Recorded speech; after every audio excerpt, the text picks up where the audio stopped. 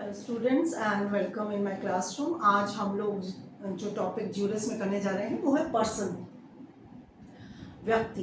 Person शब्द जो है, वर्ड जो है, वो लैटिन भाषा के लैटिन वर्ड है पर्सोना, उससे लिया गया है। पर्सोना जो शब्द यूज़ किया जाता था, लैटिन भाषा का जो शब्द पर्सोना, वो यूज़ किया जाता था मास्क के लिए। जो फेस के ऊपर जो मास्क या मुखौटे पहने जाते हैं, तब जब वहाँ नाटक या कोई प्लेज हुआ करते थे, प्ले किया करते थे वो लोग, तो मास्क जो पहनते थे उनको पर्सोना कहा जाता था। तो ये जो पर्सन शब्द लिया गया वो आया पर्सोना शब्द से।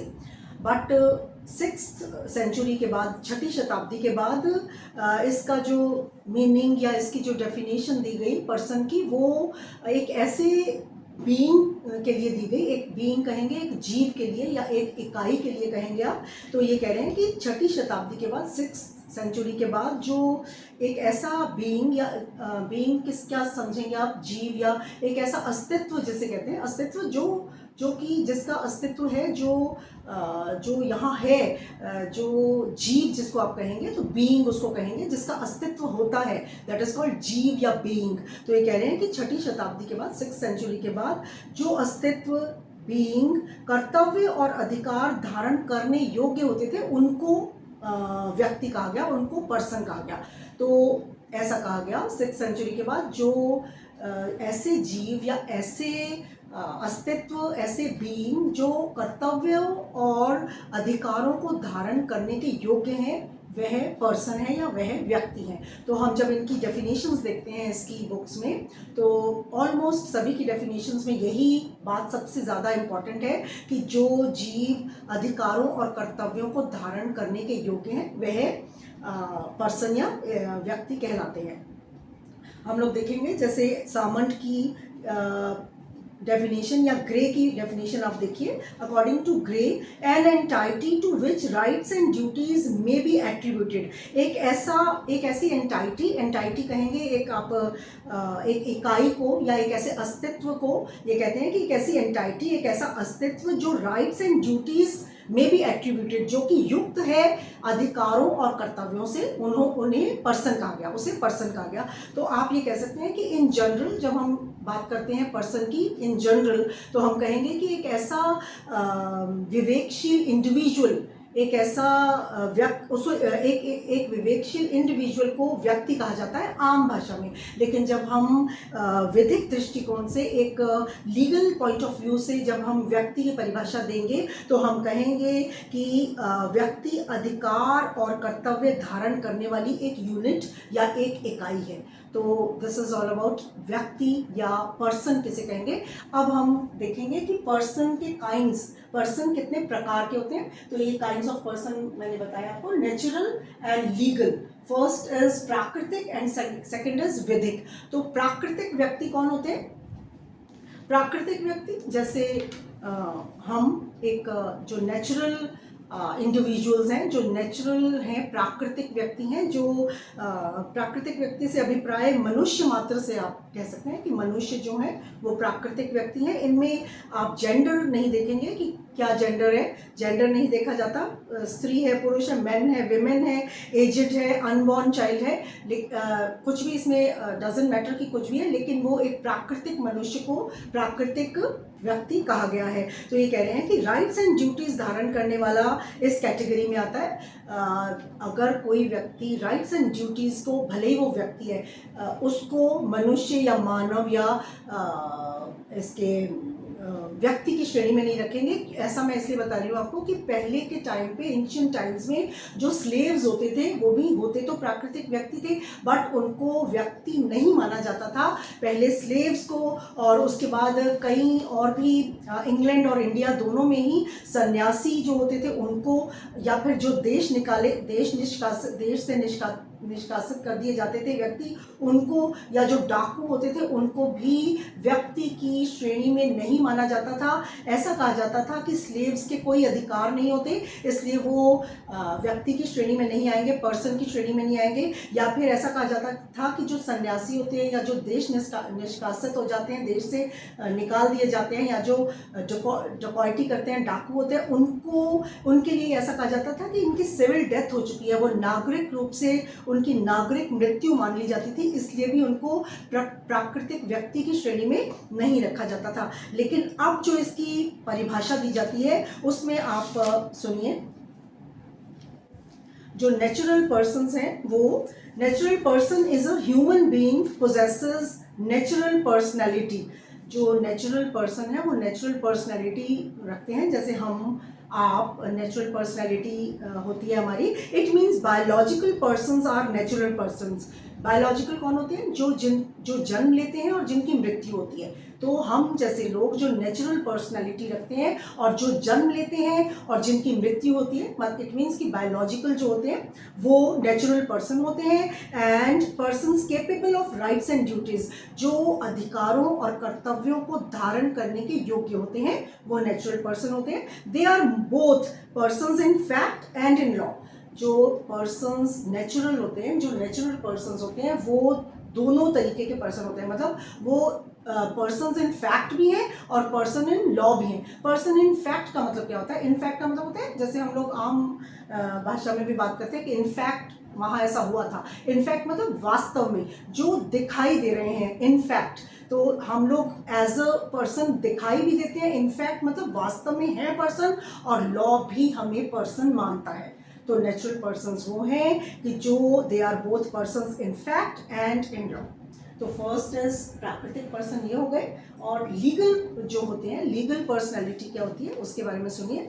लीगल पर्सनैलिटी वो है, लीगल पर्सन वो है जो इन फैक्ट पर्सन नहीं होते। इन फैक्ट मतलब जो वास्तव में पर्सन नहीं होते, लेकिन विधि उन्हें पर्सन मानती है। तो सुनिए, एक बार आप सुनिए, फिर मैं आपको समझाती हूँ। लीगल पर्सन एक ऐसी एंटाइटी है, एक ऐसी अस्तित्व है, एक ऐसा इकाई है जिसे लॉ या विधि, लॉ उसे एक व्यक्ति के रूप में मान्यता देती है। वो वास्तव में व्यक्ति नहीं होते, लेकिन उसे लॉ या विधि एक व्यक्ति के रूप में मान्यता देती है, रिकॉग्नाइज करती है। मतलब उसे व्यक्ति न होते हुए भी लॉ उसे व्यक्ति मानता है। तो लीगल पर्सन्स इमेजिनरी पर्सन्स होते हैं। इमेजिनरी का मतलब है जिनके बारे में ये कल्पना की जाती है कि ये व्यक्ति हैं। अभी आपको आगे बताऊंगी कि कौन किसके बारे में हम बात करें। तो सुनिए, लीगल पर्सन्स इमेजिनरी पर्सन्स होते हैं जिन्हें क्रिएट किया जाता है, जिन्हें बनाया जाता है। तो जिन्हें राइट्स एंड ड्यूटीज इम्पोज की जाती है, जिन्हें दी जाती हैं राइट्स एंड ड्यूटीज से उनको युक्त बनाया जाता है, क्रिएट किया जाता है। ये जन्म नहीं लेते, मृत्यु इनकी नहीं होती, बल्कि ये क्रिएट किए जाते हैं और ये वाइंड अप का मतलब उनको समाप्त किया जाता है। उनको क्रिएट किया जाता है, बनाया जाता है और उनको समाप्त किया जाता है, और उनको अधिकार और कर्तव्य दिए जाते हैं, उन पर इम्पोज किए जाते हैं। बट इन्हें वो सब अधिकार होते हैं जो एक नेचुरल ह्यूमन को होते हैं, जैसे वो कर्तव्य और अधिकारों को धारण करते हैं, वो they possess rights and duties, और वे क्या कर सकते हैं? They can sue and may be sued. इसका मतलब है कि वो मुकदमा कर सकते हैं और उन पर भी मुकदमा किया जा सकता है। तो ऐसे जो लीगल पर्सनैलिटीज़ होती हैं उन पर मुकदमा किया जा सकता है, केस फाइल किया जा सकता है, और वो भी केस कर सकते हैं। और क्या कर सकते हैं? वो संपत्ति धारण कर सकते हैं कि वो एक प्रॉपर्टी को मतलब प्रॉपर्टी के ओनर हो सकते हैं, और वो अनुबंध भी कर सकते हैं कि वो अनुबंध किया जा सकता है उनके द्वारा। तो सुनिए, अकॉर्डिंग टू सामन, मैं बताती हूँ आपको लीगल पर्सन क्या है। According to Salmond, legal persons are beings real और imaginary who for the purpose of legal reasoning are treated as human beings. जो ट्रीट किए जाते हैं लॉ के द्वारा, किसी रीजन से एक as a human being treat किए जाते हैं लॉ के द्वारा। ये कह रहे हैं they are persons in law but not in fact. जो मैंने अभी आपको बताया कि ये लॉ जो पर्सनैलिटीज़ को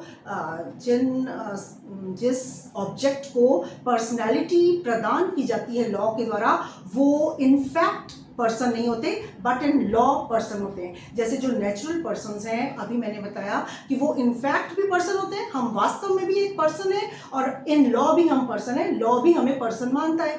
बट जो आपके लीगल पर्सन होते हैं वो इन लॉ पर्सन होते हैं, सिर्फ इनफैक्ट पर्सन नहीं होते हैं। तो सुनिए, they are persons in law but not in fact. Legal persons are also termed का मतलब उनको एक कुछ और नाम भी दिए जाते हैं, टर्म का मतलब नाम देना, शब्द देना। तो ये कह रहे हैं कि legal persons are also termed as fictitious, जिनको काल्पनिक व्यक्ति कहा जाता है, ज्यूरिस्टिक, जिन्हें विधिक व्यक्ति कहा जाता है, और आर्टिफिशियल, जिन्हें कृत्रिम व्यक्ति भी कहा जाता है। तो this is all about person कि कितने प्रकार के पर्सन होते हैं। अब जो लीगल पर्सन है उनके भी 3 सब डिविजन्स होते हैं, कितने प्रकार के लीगल पर्सन होते हैं तो वो हम देखेंगे। तो जो फर्स्ट लीगल पर्सन है वो है आपका कॉरपोरेशन, निगम। तो निगम क्या होता है, जिसको हम बाद में डिटेल में भी देखेंगे, तो एक बार मैं आपको इसको बताऊंगी थोड़ा। कॉरपोरेशन जो फर्स्ट है, legal persons divided into 3 types. First is corporation, जिसको आप निगम कहते हैं। तो निगम क्या होता है, कॉरपोरेशन क्या है, जैसे आपने कॉरपोरेटेड कंपनीज देखी होंगी, कॉरपोरेशन का बहुत नाम आजकल आप सुनते हैं न्यूज़ में भी। तो कॉरपोरेशन क्या है, एक ऐसे सीरीज के लोगों की एक ग्रुप होता है, ये ऐसे एक सीरीज के लोगों का एक ऐसा समूह है जिससे विधि के द्वारा व्यक्ति माना जाता है, जो लॉ के द्वारा व्यक्ति मानी जाती है। तो आपको आई थिंक समझ आएगा। Corporation is a group of series of persons which bye a legal fiction, एक विधि की कल्पना द्वारा, legal corporation is a group of series of persons which by a legal fiction is regarded and treated as a person, उनको माना जाता है, treat किया जाता है एज विधि के द्वारा as a person. Allowing it, उनको अलाउ किया जाता है, उनको एक अधिकार दिया जाता है, उनको अलाउ किया जाता है टू एंटर इनटू कॉन्ट्रैक्ट्स, वो कॉन्ट्रैक्ट में एंटर कर सकते हैं, एक कुछ संविदा कर सकते हैं, ओन प्रॉपर्टी ओ कर सकते हैं, अपनी प्रॉपर्टी रख सकते हैं, एंड इनकर लाइबिलिटीज, और वो लाइबिलिटीज को वहन कर सकते हैं, उठा सकते हैं लाइबिलिटीज को, मतलब वो लाइबिलिटी को भी वहन करते हैं।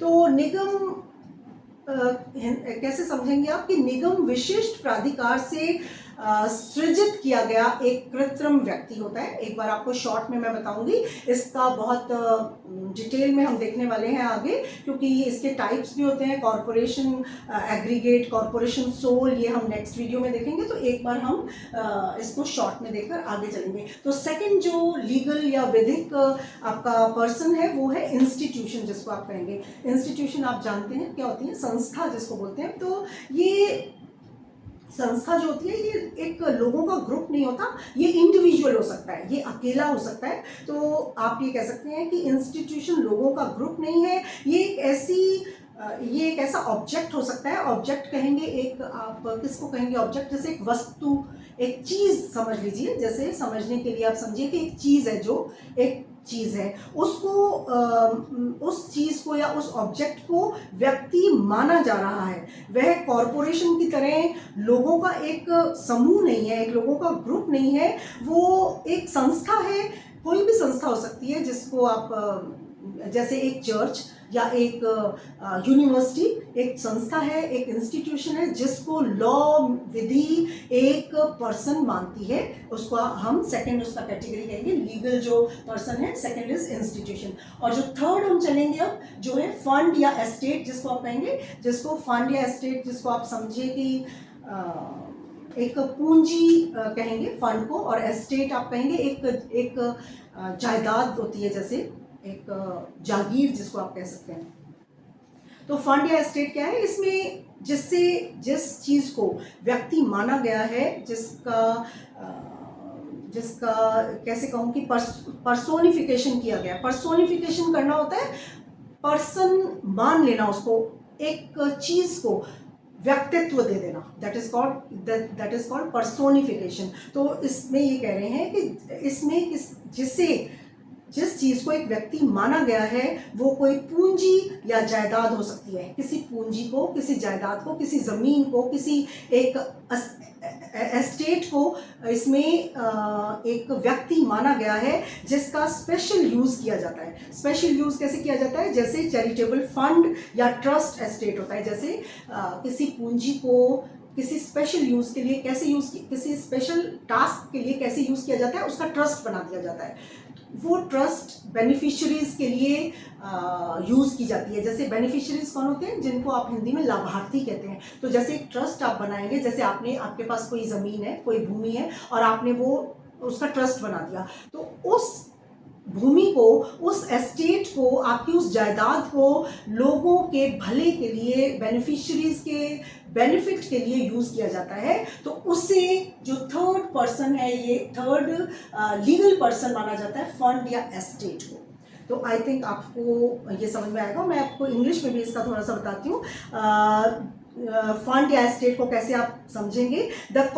The corpus is some fund or estate devoted to special uses। तो कॉर्पस का मतलब होता है किसी चीज़ को या किसी काय या पर्सन जिसको कहते हैं कि उसको जायदाद को एक पर्सन माना जाता है, उस एस्टेट को एक पर्सन मान लिया जाता है जिसको लोगों के भले के लिए यूज़ किया जाना है। तो ये आपका पर्सन, काइंड्स ऑफ पर्सन और लीगल पर्सन की कैटेगरीज आ गई। इसके बाद हम इसको कॉरपोरेशन को डिटेल में देखेंगे नेक्स्ट वीडियो में, और भी इसके पार्ट्स हैं इस लेसन के, तो वो भी हम नेक्स्ट वीडियो में देखेंगे। आई थिंक आपको समझ में आएगा। Thank you so much for watching.